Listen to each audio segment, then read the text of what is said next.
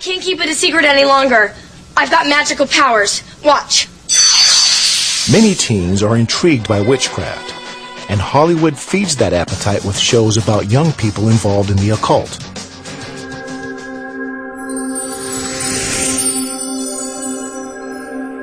Sarah Pollock turned to witchcraft to give her power over her life and the identity she was looking for. It began that search of something that I had just been interested in, the whole occult thing and, seances and the Ouija board growing up and all those things that I maybe just dabbled with began to turn very serious at a time in my life when I desperately needed more than what I had.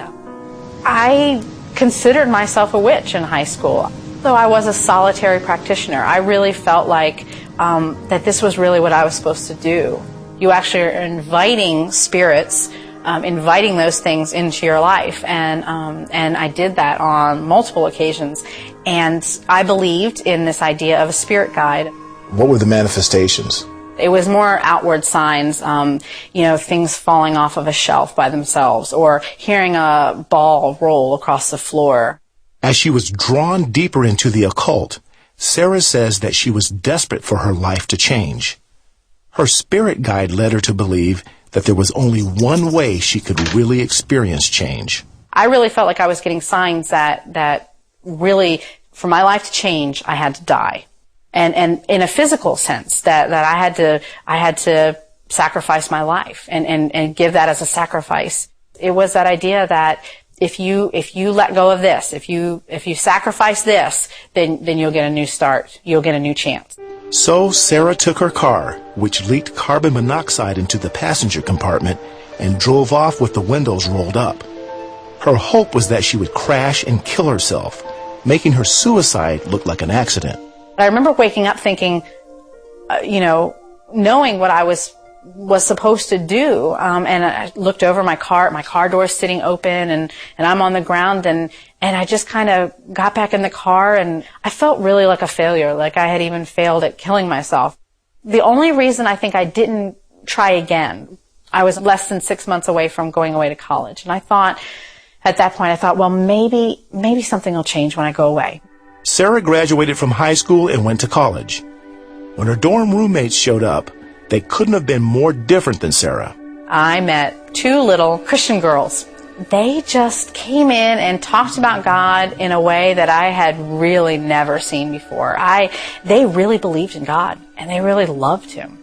And that, I didn't know what to do with that. I mean, I don't remember them ever having a conversation with me saying that, I was wrong, or I needed to do this, or I needed to do that. It was never that. They just lived their life. The girls started a Bible study in their room. Sarah found herself listening as she pretended to do homework. They invited her to a campus Christian InterVarsity meeting. I decided to go. I figured, what do I have to lose? And I still remember the sermon, almost word for word. He talked about altars in the Bible. The reason that we had to lay down our lives on those altars for God was because God loved me. And to me, that was completely new. After the meeting, Sarah found a quiet place on campus to think about what she had heard. I just laid it out. I said, God, if you're real and you really do want me, then I'll be yours. I'll be yours. When she went home during Thanksgiving break, Sarah says that although things were still the same at home, she realized that the change she was looking for had begun in her. And I read the Bible the whole break, and I remember being at peace for the first time in my life. But Sarah still had some occult paraphernalia. It was stored at her parents' house. I had a big bonfire and burned everything and that to me was the only thing I knew how to do to demonstrate to God that, I didn't want anything to do with that world, and I was shutting that door for good.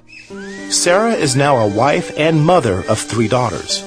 She hasn't forgotten her struggle for identity as a young person and is the author of a series of books for teenage girls.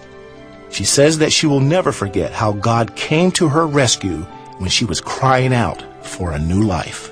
Satan confused me and deceived me into thinking that I actually had to kill myself to receive that new life.